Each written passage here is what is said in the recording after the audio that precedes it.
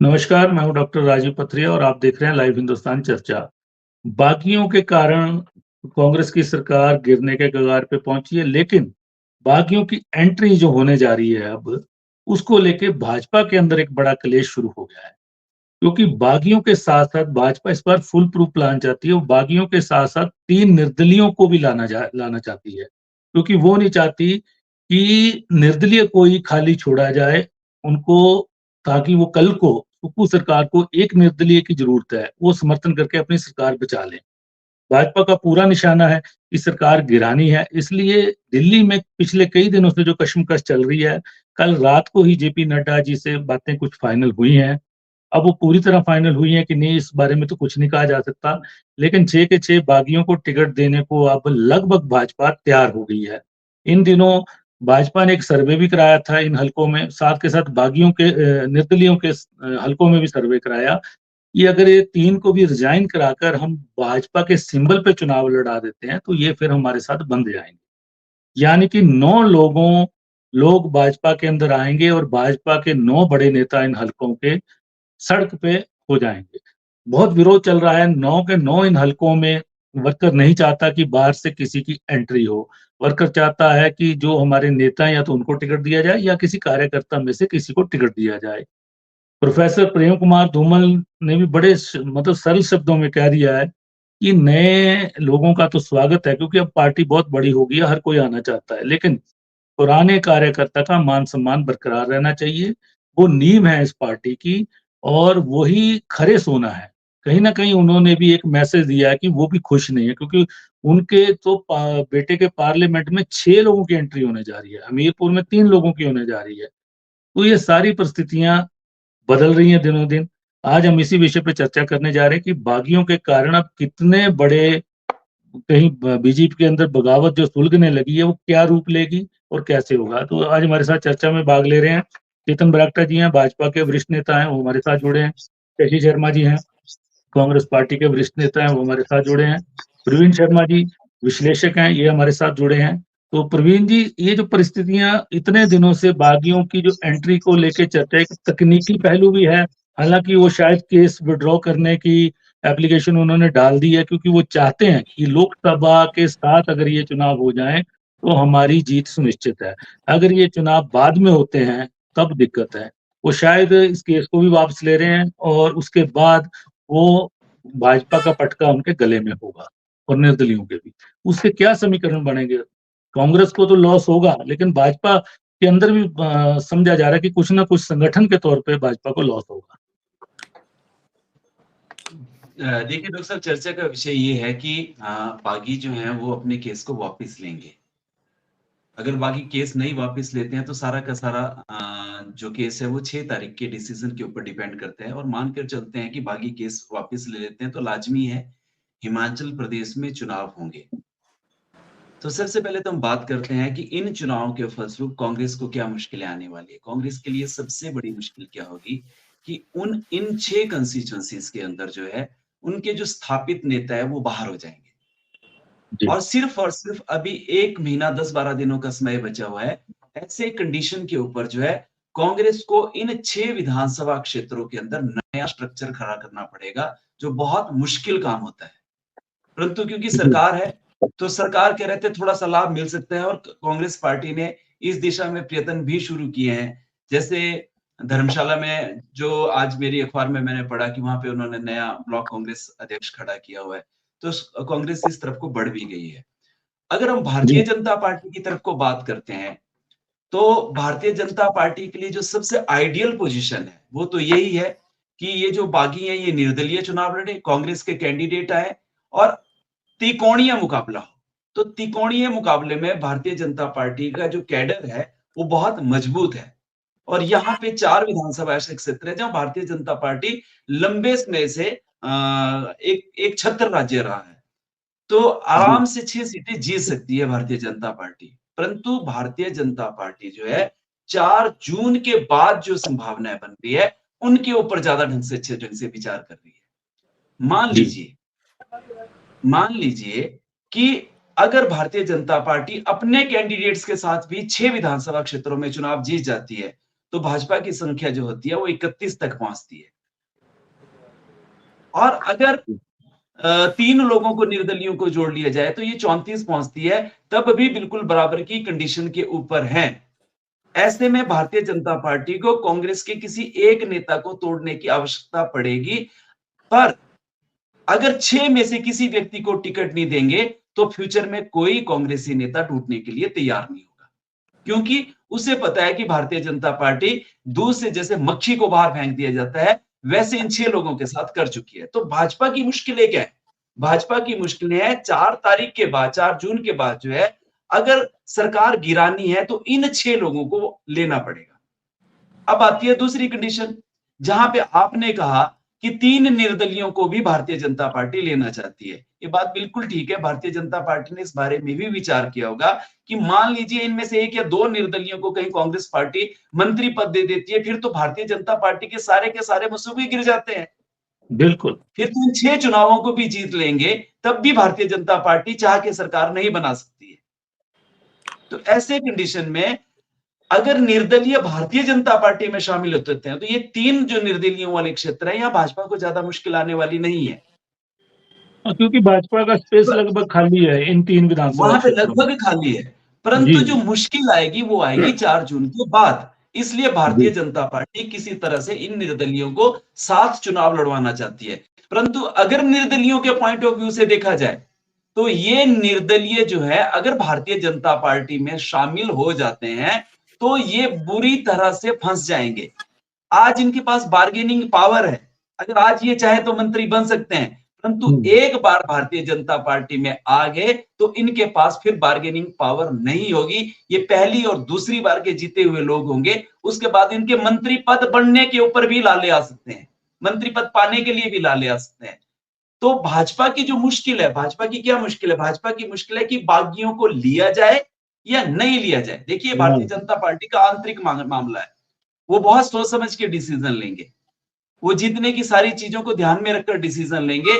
परंतु जो दुविधा की सिचुएशन है, 4 विधानसभा क्षेत्र ऐसे हैं जहां पे भारतीय जनता पार्टी के स्थापित नेतृत्व है, आप उसको किस तरह से सेटिस्फाई करेंगे? वीरेंद्र कंवर जी को बहुत मुश्किल होगी उनको सेटिस्फाई करना। दूसरी तरफ को रमेश धवाला जी इंडिपेंडेंट अगर आते हैं, तीसरे डॉक्टर रामलाल मार्कंडे जी, जी। तो राजेश ठाकुर जी, ये कुछ ऐसे नाम हैं जहां पे भारतीय जनता पार्टी के नेतृत्व को पसीने छूट जाएंगे इन लोगों को मनाने के लिए, और ऊपर से ले कार्यकर्ता पूरी तरह से मानसिक रूप से इस सारे बदलाव के लिए तैयार बिल्कुल नहीं होगा। ऐसा है जैसा प्रवीण जी, कार्यकर्ता लगातार ईमेल भेज रहे हैं भाजपा हाईकमान को कि इन लोगों को ना लिया जाए और जो बाई इलेक्शन है अपने ही काडर के लोगों को टिकट दिया जाए, चाहे वो पूर्व प्रत्याशी हैं, चाहे वो नए हैं। वहीं पे जयराम ठाकुर जी से भी कल सवाल किसी पत्रकार ने पूछा तो उन्होंने कहा कि वीरेंद्र कंवर जी और मार्कंडे जी से वो बैठ के बात करेंगे, अभी तो निर्णय होना है हाईकमान से। कहीं न कहीं इन लोगों को मनाने की कोशिश भी चल रही है। तो क्या इतना बड़ा इनका राजनीतिक लंबा करियर है, वो एकदम से वो इलेक्शन से बाहर होके ये खत्म कर लेंगे उसको? नहीं, मुझे जो प्रदेश का नेतृत्व है वो जो लगातार बयान दे रहा है उसके ऊपर भी शंका हो रही है, क्योंकि देखिए भारतीय जनता पार्टी में जो केंद्रीय नेतृत्व है जिसको हाईकमान बोलते हैं, उसकी मर्जी के बगैर पत्ता भी नहीं हिलता है। जी, और वो लोग जो निर्णय लेते हैं वो निर्णय स्वीकार करना ही पड़ता है, परंतु केंद्रीय नेतृत्व के निर्णय के बगैर से जिस तरह से निचले स्तर के जो नेता हैं वो बयान दे रहे हैं, ये इनके ही गले की फांस बनने वाली है। पहले कहा गया जी, कि बागियों को हम सारों को सम्मान देंगे, जी, बाद में कुछ इस तरह की खबरें भी आई कि कुछ बागियों को हम लोग लेंगे, कुछ बागियों को नहीं लेंगे, जीत के प्रति जीत को देखेंगे। है तो ये भारतीय जनता पार्टी का आंतरिक मामला, इसके ऊपर हम मुझे नहीं लगता कांग्रेस पार्टी को या किसी अन्य को बोलने का अधिकार है, परंतु इसका जो है असर जो है वो प्रदेश के ऊपर भी पड़ने वाला है, प्रदेश की राजनीति के ऊपर भी पड़ने वाला है, और लॉन्ग टर्म में भारतीय जनता पार्टी के ऊपर भी पड़ेगा। भारतीय जनता पार्टी अभी तो केंद्रीय नेतृत्व बहुत मजबूत है, जिसके चलते किसी भी निर्णय को लेने में वो सक्षम है, परंतु कहीं केंद्रीय नेतृत्व कमजोर तो हिमाचल प्रदेश में लंबे समय के लिए इसके दुष्प्रभाव देखने को मिलेंगे। भारतीय जनता पार्टी में 20 से ज्यादा लोग जो है कांग्रेस के नेता जो है शामिल हो चुके हैं। अगर वो अपनी पार्टी में सेटिस्फाई नहीं हुए हैं, तो क्या वो फ्यूचर में जी, भारतीय जनता पार्टी के किसी निर्णय से सहमत होंगे? क्या यहां पर बिल्कुल। आके वो इस तरह के विद्रोह की घटनाएं नहीं करेंगे? जो भारतीय जनता पार्टी का अनुशासन को जाने जाने वाली पार्टी है, उसके अंदर भी इन जैसे लोगों की वजह से एक बहुत बड़ा बिखराव आने का अंदेशा हो सकता बिल्कुल, है। मैं ये नहीं अंदेशा कहता बना है हूं। और कहीं न कहीं ये चर्चाएँ आम वर्कर के अंदर चल रही हैं। इन हलकों में भी चल रही हैं, बाकी हलकों के अंदर भी चल रही हैं। तो क्योंकि चेतन जी इन जुड़े हैं हमारे नेताओं साथ। का जो चेतन जी, असंतोष है वो मंत्री पद को ना मिलने के कारण है। अगर कहीं बाद में वो भारतीय यहाँ जनता भी पार्टी ढूँढेंगे, मेरी जीत फिर यहाँ करेगी। अगर 9 के 9 लोग मंत्री पद ढूँढेंगे तो भाजपा का क्या होगा? बहुत बड़े सवाल हैं भविष्य के गर्भ में। तो मैं चेतन जी से जानना चाहूँगा, चेतन जी, प्रोफेसर धूमल जी ने कहा है कि पुरानों का बहुत बड़ा योगदान है, खरा सोना है वो, नए अब आना चाहते हैं, भाजपा बहुत बड़ा परिवार हो गई है, लेकिन पुरानों का मान-सम्मान बरकरार रखा जाए। उनके कहने का यही अर्थ था कहीं न कहीं कि आप टिकट के लिए सीधा लाओ उनको, टिकट देके उनको चुनाव लड़ा दो और फिर आप उनको ओहदे बाँट दो। ऐसा ऐसा चलन इसमें नहीं होना चाहिए, क्योंकि भाजपा उपचुनावों को लड़ने में सक्षम है कहीं न कहीं, उनके प्रत्याशी भी सक्षम हैं और ये सर्वे भी उन्होंने कराया है।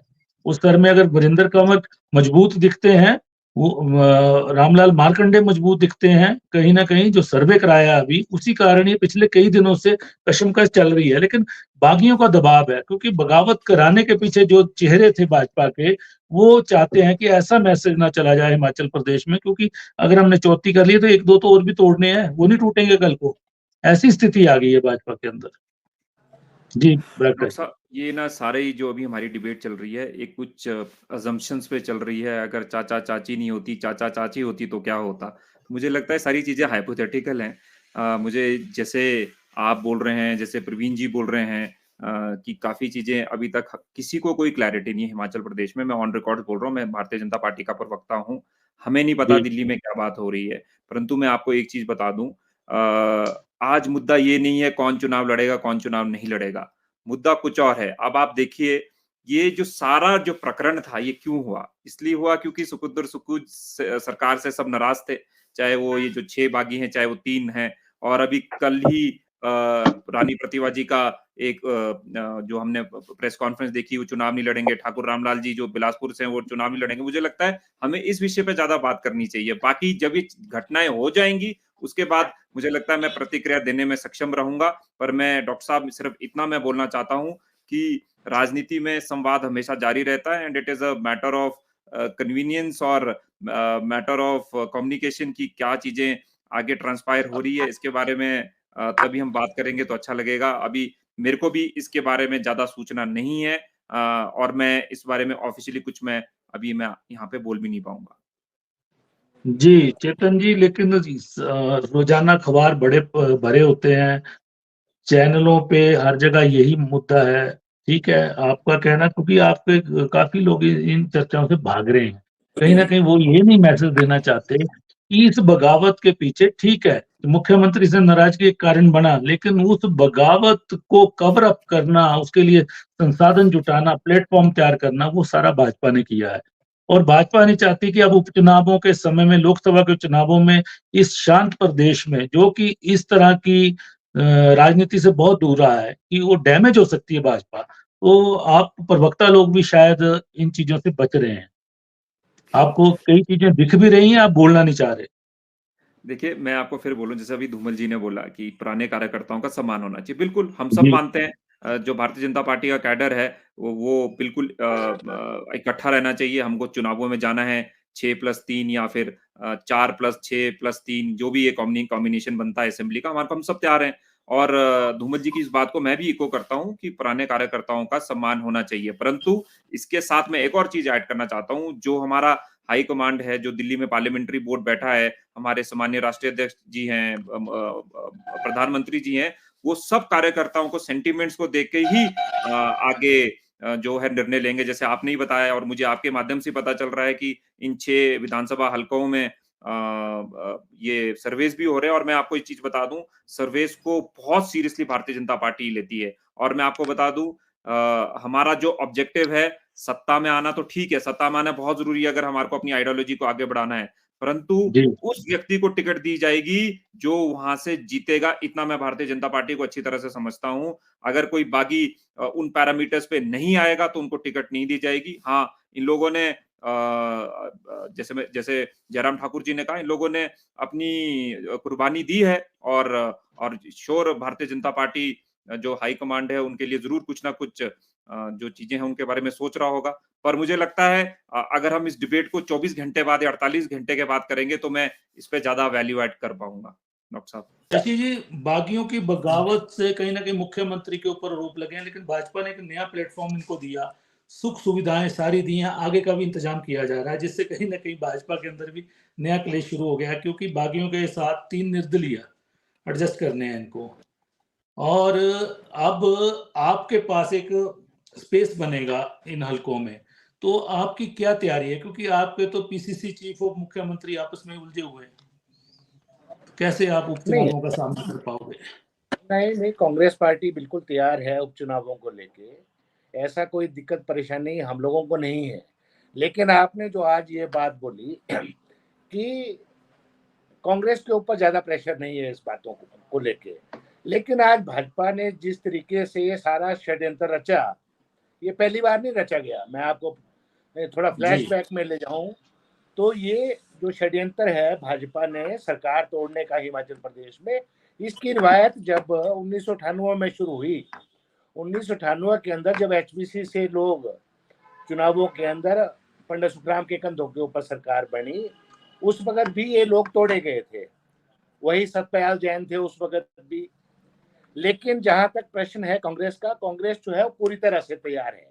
जो नुकसान होने वाला है निश्चित इन उपचुनावों के अंदर, वो निश्चित रूप से भाजपा को होने वाला, क्योंकि मैं ये मानता हूं चाहे वो भाजपा की विचारधारा है, चाहे कांग्रेस की विचारधारा है, चाहे जो भी विचारधारा है, उसको नेता बनाने के लिए जो जमीनी स्तर पे कार्यकर्ता काम करता है, उन्हीं की बदौलत वो लोग नेता बनते हैं। तो जो कार्यकर्ताओं के दम पे, ये बात बिल्कुल आपने सही कही है, इसमें जो सबसे ज्यादा नुकसान होगा वो भाजपा का होने वाला है। अब भाई बरागटा जी बैठे हैं जी, और मेरे हिसाब से कार्यकर्ताओं का मान सम्मान न करके पार्टी हाईकमान किसी और व्यक्ति को टिकट देती है, तो बरागटा जी ने अपने चुनाव क्षेत्र में देखा है कि भाजपा का क्या हाल हुआ था उस वक्त। और यही सब चीजें जो हैं वो इन चुनावों में भी दोहराई जाएगी। ये केवल आप बोल रहे हैं कि ये भाजपा की जो लोग हैं या उनके मंडल स्तर के ऊपर विरोध हो रहा है, ये विरोध वहां तक ही सीमित नहीं है। यहाँ पे आज 3 दिनों से हम सुन रहे हैं कि आज बागियों की वापसी जो है वो दिल्ली मुख्यालय में भाजपा के अंदर हो रही है। लेकिन क्या कारण है कि 3 दिनों से वो दफ्तर जा रहे हैं जो हमारे बागी होके गए हैं, और उनका अभी तक जो है भारतीय जनता पार्टी के अंदर उनका प्रवेश नहीं हो पा रहा है। ये केवल मात्र मंडल स्तर की बात नहीं रह गई है। भारतीय जनता पार्टी का जो बुटीक में है हिमाचल प्रदेश के अंदर, वो जग जाहिर हुआ है। और आज जो भी इसके रचयिता हैं, जो भी जिन्होंने भी ये स्क्रिप्ट लिखी भाजपा के अंदर कांग्रेस को तोड़ के अपनी सरकार बनाने के लिए, वो कोई हिमाचल प्रदेश की जनता से भी नहीं छुपी है। नेता प्रतिपक्ष जयराम ठाकुर जी जो हमारे जिला मंडी से संबंध रखते हैं, आज ये जग जाहिर है कि आज धूमल परिवार को जो है कमजोर करने की कोशिश की जा रही है भाजपा के अंदर। उनके गुट के लोगों को प्रताड़ित करने का एक रचा रचाया ड्रामा है भाजपा से। और आज आप मान के चलें, आप क्या सोचते हैं, जैसे आपने वीरेंद्र कंवर जी का नाम दिया, स्थापित नेता रहे हैं बीजेपी के, क्या उनके वर्कर जो है देवेंद्र भुट्टो को उस विधानसभा क्षेत्र के अंदर सहर्ष स्वीकार करेंगे? बिल्कुल नहीं। उसके बाद सुजानपुर में जग जाहिर है अनुराग जी का, और जो हमारे से छिटक के गए हैं राजेंद्र राणा जी, उनका जो प्रेम है जी, राजनीतिक प्रेम की बात कर रहा हूं मैं, वो भी जग जाहिर है। क्या आज अनुराग ठाकुर का बढ़ता हुआ जो कद है भारतीय जनता पार्टी के अंदर, उसको नीचे करने के लिए जो है ये सारा ड्रामा रचा गया है।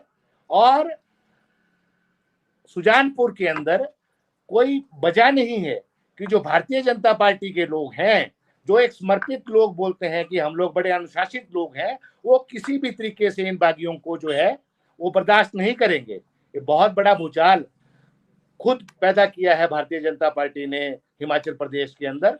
और आप देखेंगे आने वाले समय के अंदर जो भारतीय जनता पार्टी इन सब बागियों को लेके जो अस्थिर करने की कोशिश कर रही थी कांग्रेस की सरकार को, आने वाले वक्त के अंदर ये दौर भारतीय जनता पार्टी को उल्टा पड़ने वाला है।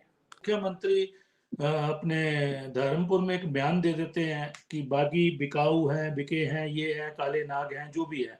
उसके बाद ये फिर खटाई पड़नी शुरू हो जाती है। बागी अपनी फेसबुक पे लिखना शुरू कर देते हैं और मुख्यमंत्री पर बयानबाजी कर देते हैं। वो रास्ते बंद हो गए, नहीं तो ये रास्ते खुले रह सकते थे कहीं ना कहीं। नहीं, इसके ऊपर मुख्यमंत्री की तरफ से और हम जैसे जितने भी लोग थे पार्टी के, जितने भी हमारे, क्योंकि जो भी लोग गए हैं, चाहे वो सुधीर शर्मा जी हैं, देवेंद्र भुट्टो जी हैं, और लोग हैं, चैतन्य है, लखनपाल जी हैं, वो बहुत सीनियर लोग हैं कांग्रेस के, लेकिन जितना हमारे से जितना भी संवाद हो सका वो हमने पूरी करने की कोशिश की। लेकिन ऐसा नहीं है कि हमने कोई कोशिश नहीं की कि उन लोगों को मनाया जाए और कि वो वापस आए। लेकिन जिस हिसाब से भारतीय जनता पार्टी ने जो इंद्रजाल एक बिछा के रखा था, सरकारें तोड़ने का काम जो और प्रदेशों के अंदर कर रहे थे ये लोग, उसी के अंदर ये दूसरा बार हिमाचल प्रदेश के अंदर हुआ है कि जोड़ तोड़ की राजनीति से। मैं ये मानता हूं कि लोकतंत्र के अंदर जनादेश का मान सम्मान होना चाहिए जी, लेकिन भारतीय जनता पार्टी ने, ये आज लोकतंत्र नहीं रह गया है पूरे देश के अंदर। आज आप जनादेश का अपमान करके अपनी सरकारों को बनाने के लिए ललायत रहते हो, ये सब बातें गलत है।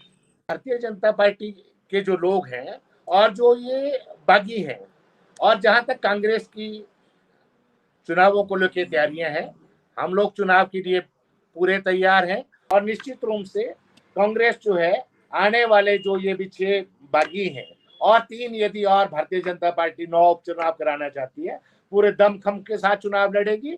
और जो जनादेश हिमाचल प्रदेश के लोगों ने दिया है उसको बरकरार रखने के लिए कांग्रेस का एक एक वर्कर जो है, एक एक कार्यकर्ता है जो है काम करेगा जमीनी स्तर के ऊपर। और पुनः हिमाचल प्रदेश के अंदर एक स्थिर सरकार जो है वो आने वाले चुनावों के अंदर, अभी जो भी उपचुनाव होंगे उसके अंदर होगी। जी, प्रवीण जी, शशि जी ने बड़ी बात कही कि जयराम ठाकुर जी चाहते हैं, क्योंकि वो मुख्यमंत्री बने 5 साल, लेकिन पूरे प्रदेश में वो अपना एक नेटवर्क, जो कि धूमल साहब का एक मजबूत नेटवर्क था, हर हल्के के अंदर एक लीडर और कम से कम 100-200 वर्कर जो जिनकी डायरेक्ट उनके साथ इंटरेक्शन थी। जयराम ठाकुर ऐसा नहीं कर पाए। तो अब वो इन बागियों को बदलना चाह रहे हैं कहीं ना कहीं। वो सारे ये जो बागी जब आएंगे, ये 9 लोग, और इन 9 लोग में 6 हल्के तो हमीरपुर पार्लियामेंट के हैं। कहीं ना कहीं धूमल जी को और अनुराग, क्योंकि आगे अब अनुराग जी का फ्यूचर दिखता है, कहीं ना कहीं लोग बातें करते हैं, नेशनल स्तर पे उनका बड़ा नाम हो गया है, तो कहीं उनको रोकने की साजिश तो नहीं है। ये शशि जी ने एक बड़ा चर्चा में एक बड़ा पॉइंट इसमें मैं सर परवीन भाई को पीछे लेके थोड़ा सा काट रहा हूं। परवीन भाई, ये एक सोची समझी चाल है। मतलब आज जो भारतीय जनता पार्टी के राष्ट्रीय स्तर के ऊपर अध्यक्ष हैं, क्योंकि राजीव पथरेल जी, आपका एक बहुत बड़ा लंबा अनुभव है पत्रकारिता के साथ जुड़े हुए, और राजनीतिक विश्लेषण जो है आप हिमाचल प्रदेश में आप कई वर्षों से जुड़े हैं, आपने हिमाचल प्रदेश की राजनीति को देखा है। आज जब हिमाचल प्रदेश में नड्डा जी थे और उस वक्त जो थे धूमल साहब के इसमें मंत्री थे, आज वो सब पुरानी बातों की जो एक खुनसबाजी है और उसको निकालने के लिए, और आज जो बढ़ता हुआ कद है हिमाचल प्रदेश का भारतीय जनता पार्टी का केंद्र नेतृत्व के ऊपर, शायद वो कहीं ना कहीं उसको कमजोर करने की एक साजिश है। लेकिन भारतीय जनता पार्टी का जो भी वर्कर होगा वो कमजोर करने की इन चुनावों के अंदर भारतीय जनता पार्टी के जो भी इनके प्रत्याशी होंगे जो हमारे कांग्रेस से गए हैं, यदि वो चुनाव लड़ते हैं तो वो अपना हिसाब किताब करेंगे, वो अपने स्थापित नेता को नहीं खोना चाहेंगे कभी भी। ये बहुत बड़ा खेल जो है डॉक्टर साहब नेतृत्व जो है वो केंद्र नेतृत्व के साथ मिलके जो है हिमाचल प्रदेश के अंदर कर रहा है, और इसका खामियाजा जो है भारतीय जनता पार्टी को निश्चित रूप से भुगतना पड़ेगा। जी डॉक्टर साहब चेतन जी, सिर्फ 15 सेकंड, सिर्फ 15 जी, सेकंड, ये बताइए। नहीं, बार बार पहले आप कर लीजिए, फिर प्रवीण जी इसका हाँ, मैं सिर्फ बिल्कुल क्योंकि तौर काफी पे करिए। शशि शर्मा जी पुरानी बातों को बहुत याद कर रहे हैं, तो मैं जरा इनसे इनको इनकी जो हिस्टोरिकल गलतियां हैं कांग्रेस की वो भी इनको याद करा दूं। 91 में जब हमारी सरकार को प्रेसिडेंट रूल लगाया गया था कांग्रेस द्वारा, और ये बोलकर कि लॉ एंड ऑर्डर प्रॉब्लम है, जबकि कुछ भी हिमाचल प्रदेश में नहीं होता, उसके बारे में जरूर बताएं।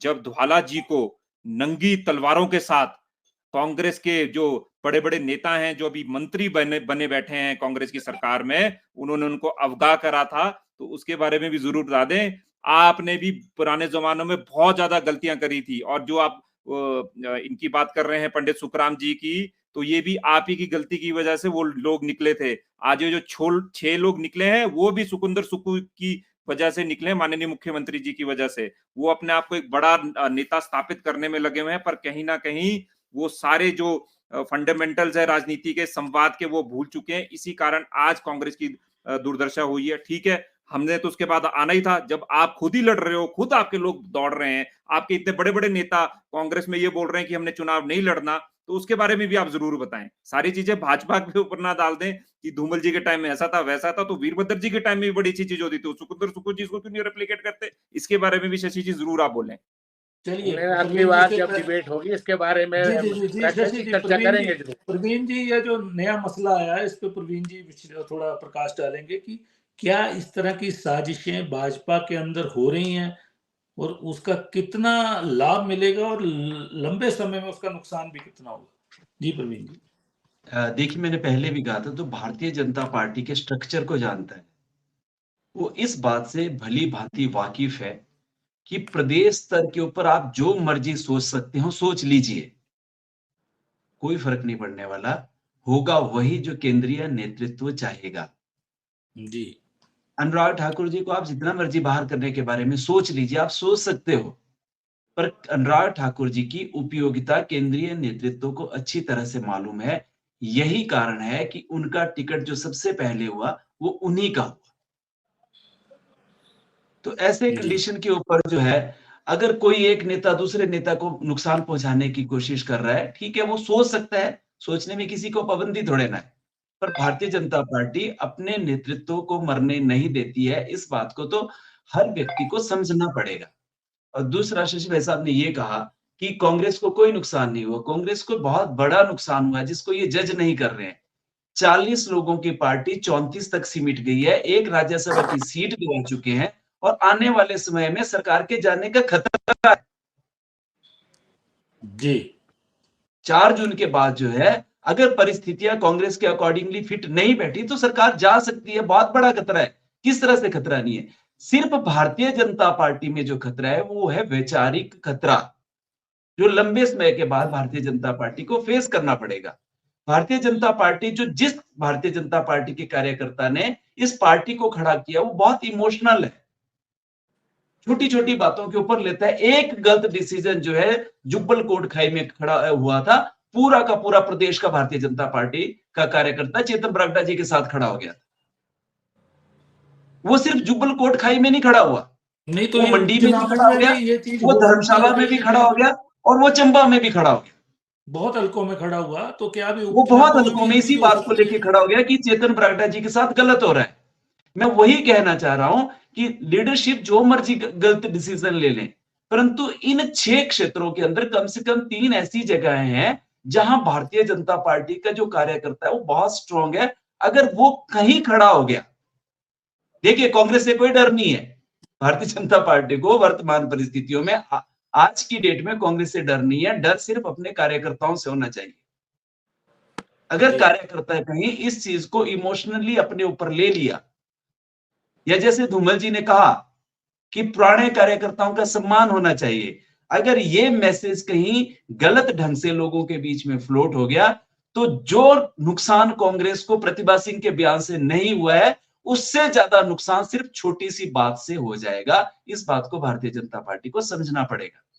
जी, प्रवीण जी, एक अंतिम प्रश्न ये रहेगा मेरा अगर मान लीजिए कि निर्दलीय अभी त्याग पत्र देते हैं, 9 हलकों पे उपचुनाव होते हैं, तो आपको क्या इतना भी नहीं लगता कि कांग्रेस 2-3 सीटें भी नहीं ले सकती? कांग्रेस की इतनी बुरी हालत है क्या? देखिए, ये एक बहुत बड़ा ब्लडर है और जुआ भी है। इसका फायदा भी हो सकता है, इसका नुकसान भी हो सकता है। फायदा भारतीय जनता पार्टी को एक पार्टी के रूप में यूनिट जब खड़ी हो जाएगी, 34 लोगों की पार्टी होगी और ऐसे कंडीशन में कांग्रेस से सिर्फ एक ही व्यक्ति को विधानसभा अध्यक्ष बनाना, आराम से सरकार बना जाएंगे। फायदा जाहिर एक है बहुत बड़ा फायदा। और नहीं, दूसरी तरफ जाहिर है अगर इन कुछ सीटों पे तो जीत सकती है पार्टी, ऐसा भी नहीं है, हाँ क्योंकि हाँ, वो मैं माहौल वही कह रहा हूँ। इन बागियों ने खुद भी खराब कर दिया अपने हलकों में, कुछ बागियों ने माहौल।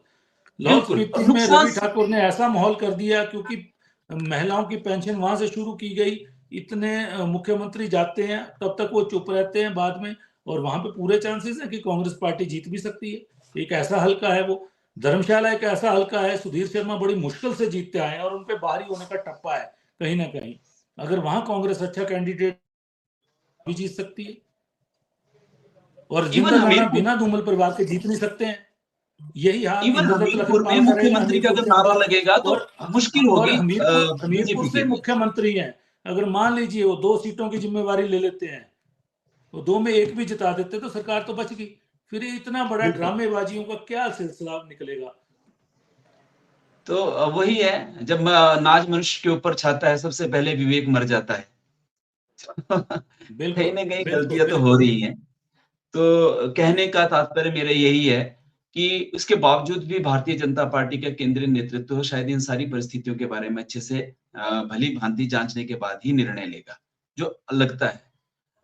हिमाचल प्रदेश का जो लीडरशिप है वो तो कहीं ना कहीं एक्सपोज्ड हुआ है इस पूरे मामले के अंदर। जो काम वो चुप रह के कर सकते थे, वो काम उन्होंने हल्ला डाल के अपने पांव पे कुल्हाड़ी मार ली है। एक समय सरकार भी जा सकती थी, परंतु वो सरकार उस तरह की परिस्थितियों का भारतीय जनता पार्टी का जो प्रदेश का नेतृत्व वो फायदा नहीं उठा पाया है।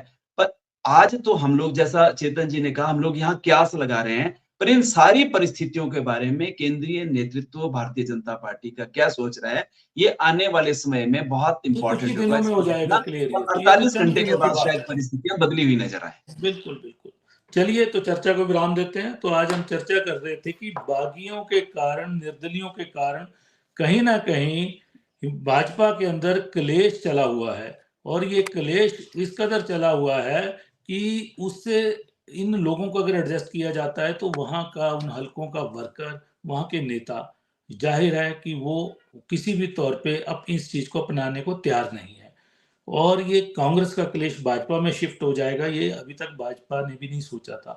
हाईकमान भी फूंक फूंक कर कदम रख रहा है, वो एक सर्वे करा रहा है, वो वहां के हल्के के नेताओं को मनाने का प्रयास कर रहा है, और ये भी चर्चा है कि अनुराग ठाकुर जी को मनाया जा रहा है, और जब भी इनकी ज्वाइनिंग करानी है अनुराग ठाकुर जी की मौजूदगी में कराई जाएगी, क्योंकि 6 लोग तो उनके ही पार्लियामेंट क्षेत्र से हैं। कहीं नाराजगियों को कायम करना, अनुराग ठाकुर को आगे करके वीरेंद्र कंवर को बिठाना, राजेश ठाकुर को बिठाना, बड़े बड़े नेताओं को बिठाना, वहीं पे जेपी नड्डा जी खुद, क्योंकि डॉक्टर रामलाल मार्कंडे उनके बहुत नजदीक हैं, जेपी नड्डा जी उनको खुद बुलाकर समझाकर बिठा सकते हैं, ये भी प्रयास चल रहे हैं।